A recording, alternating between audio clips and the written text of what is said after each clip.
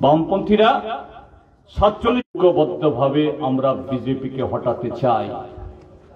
শুধু ত্রিপুরা থেকে না, এই ত্রিপুরার মডেল, ত্রিপুরার মানুষের এই যে ঐক্য সারা দেশের সামনে উপস্থিত করতে চাই।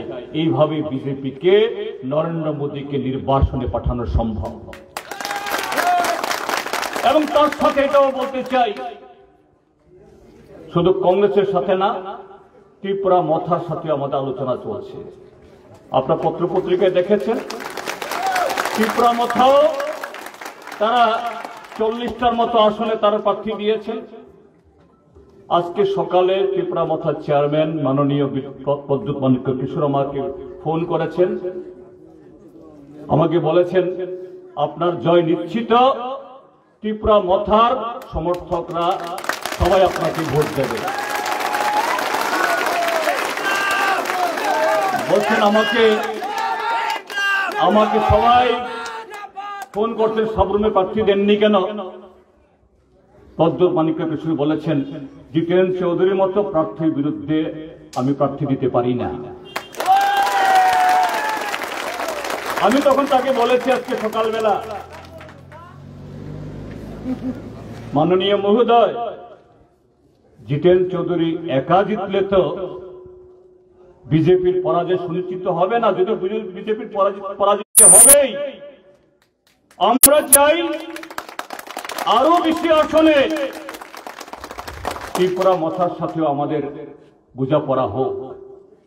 তিনি বলছেন তাহলে আমাকে একটু সময় দিন, আমি আপনার সন্ধ্যার মধ্যে আপনাকে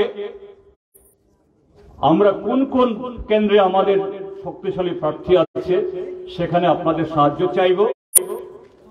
আপনিও ঠিক করুন যে কোন কোন কেন্দ্রে আমাদের ত্রিপুরা মথার প্রার্থী উঠিয়ে নিতে হবে, তারও তালিকা করুন। আমরা বসবো, 2 তারিখের মধ্যে আমরা সেটেল আমরা করব।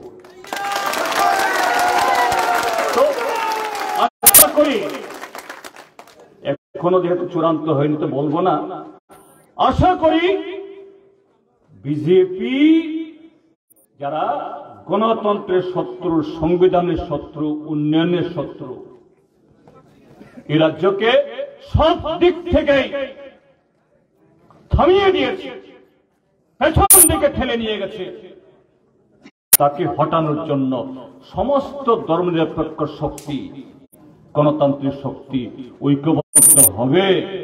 কংগ্রেসের সাথেও কয়েকটা সিট নিয়ে যে আমাদের ভুল বুঝাবুঝি জট, এটা খুলে যাবে।